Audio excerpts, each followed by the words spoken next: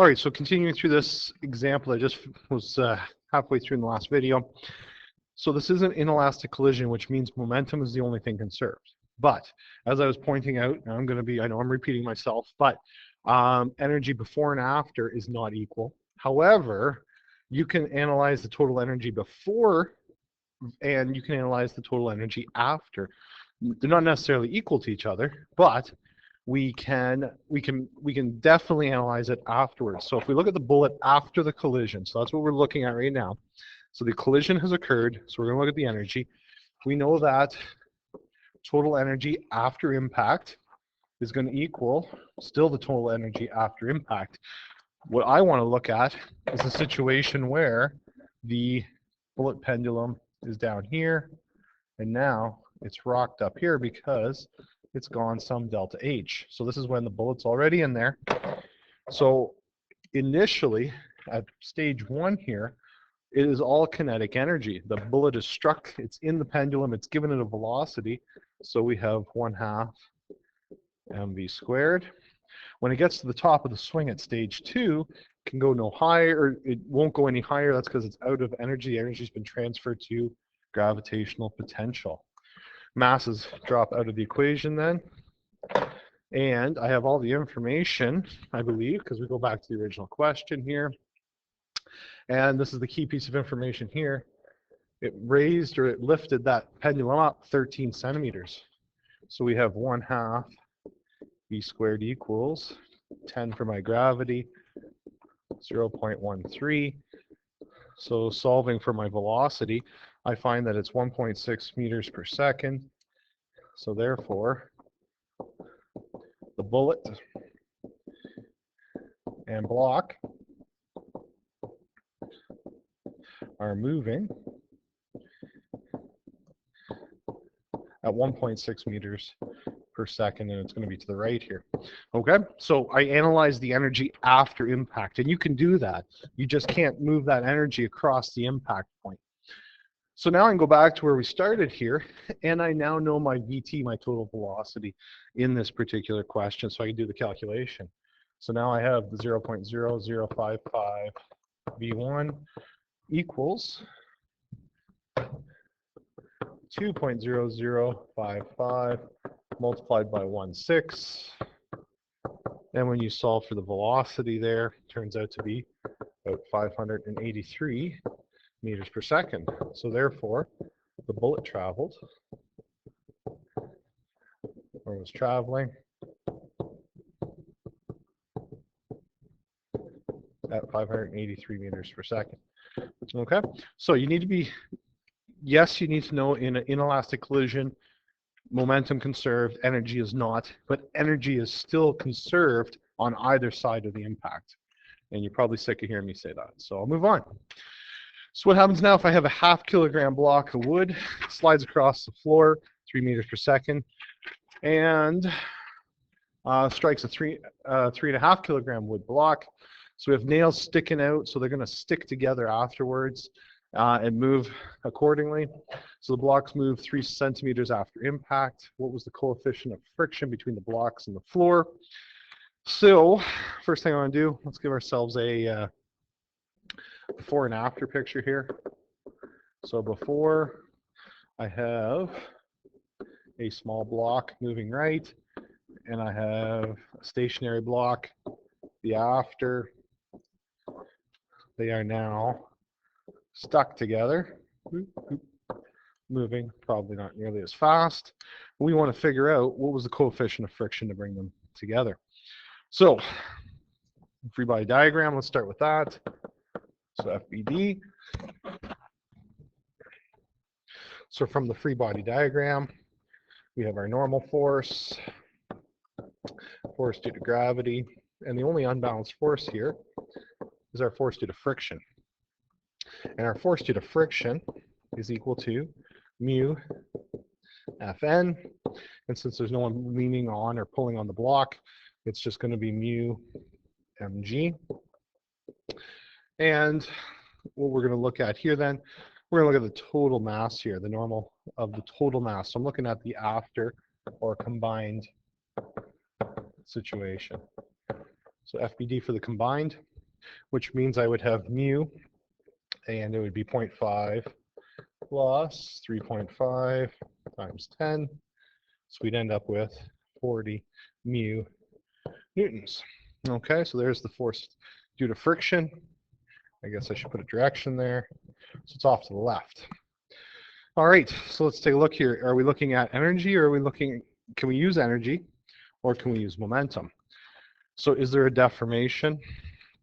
If we look at the information here, we got to make that, we got to make the decision as to whether we're going to use momentum or not. So was there deformation? In this case, yes, there was. There is deformation. So we do have an inelastic collision.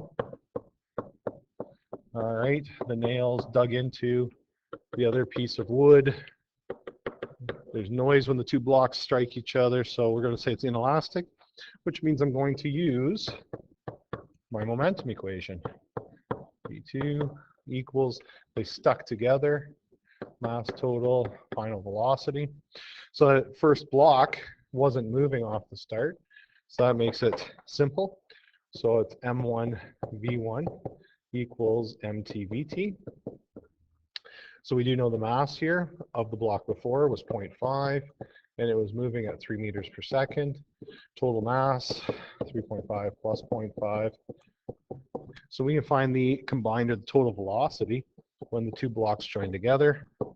So that's 3.38 meters per second to the right. So now, knowing that, we can look at the energy after the collision. So after the collision,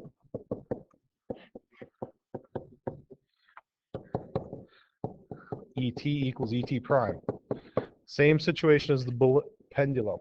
All right, so energy is not transferred over the collision, but it is equal to each other on either side of the collision. So again, you're sitting there saying, yeah, I know you've said that 100 times, so I'll move on. So what's happening? The block has all kinetic energy when the two strike. So when the two blocks merge together, that ET, it's all kinetic energy, mv squared. Now, what was done on the other side? So maybe I'll do this in parts. So EK, so we can find the kinetic energy. But we also know that to move an object a given distance or displacement, we know that that requires work, is a force multiplied by a displacement. Now we know what the force is. The force is the force due to friction. Okay, so force due to friction, that's how much force the block had to move that far. So in this case, F equals your force due to friction, which we know from right over here.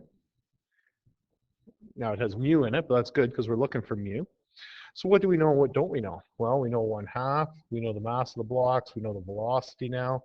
We know force is force due to friction. We know displacement. What do we know about the energies? Well, the kinetic energy at impact is what moved the block. So that kinetic energy is being transferred into work. So actually, we know everything we need. Force times displacement. So we'd have, 1/2.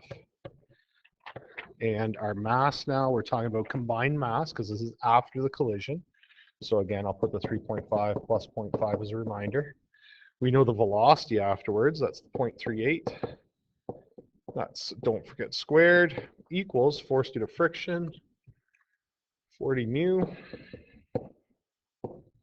multiplied by displacement, which was 3 centimeters. So now it's just using your calculator at this point, and you find mu equals 0.25.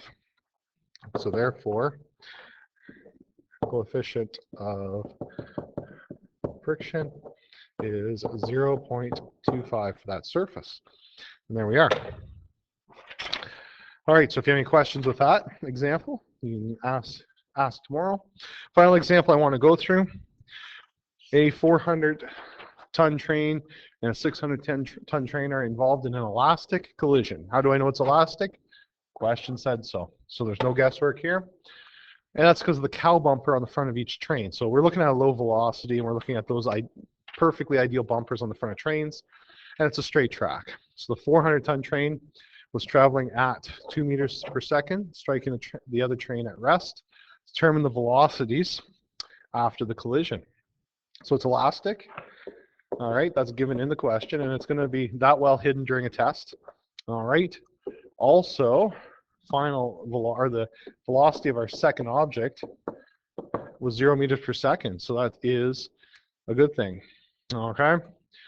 Well, maybe not such a good thing, I guess. So, because we're going to have to do a frame of reference or change the frame of reference here. So, sorry, I was a little bit misleading there. The second train's actually moving. Oh, I see what's going on here. I left it as stationary, and I wanted to do a frame of reference change here. All right, so how can I fix this quick? There's no real easy way here, so how about we going to likely have to finish this up in one very, very short video. So let's say second train, which is at rest. We don't want it at rest because that's easy. Let's do the tough scenario first here, which is moving, let's go 1 meter per second, obviously in the opposite direction. So 400, let's say this one was moving east, so let's have this one moving west. So it's a head-on collision. So it is V2 is not equal to 0. So again, this is the harder version for us to solve that. When it's not equal to 0, we need to do a change of reference. Change of frame of reference. Frame of reference. Okay, and that's because of the second train not being at 0 meters per second. So we know V1 is moving at 3 meters per second east. We know V2, train velocity of the second train, is 1 meter per second west. So what I'm going to do is I'm going to zero the second velocity here, which means that I'm going to subtract 1 meter per second from the V2, and because that's going west, I need to increase east velocity. All right, I want the velocity still to be a difference of 4 meters per second. Remember, one's going east, one's going west, so there's a difference of 4 meters per second. So therefore, my V1 will now be 4 meters per second east, and my V2 is going to be 0 meters per second. It doesn't matter our direction. What that allows us to do is to use our formulas. So I'm going to use maybe a little bit of video magic here. So to find my new velocity of V1, it's going to be m1 minus m2, and m1 plus m2, and here comes the magic. And bam, using that formula, we find that the first train, the 400-ton train, has actually been backed up. It's going in the reverse direction because velocity is now negative in the east direction. V2 prime will be V1 multiplied by 2m1, m1 plus m2. Here I go again. And we find the second train then is now moving 3.2 meters per second east. So now we have to change our reference back. So I'm going to just change color. So change frame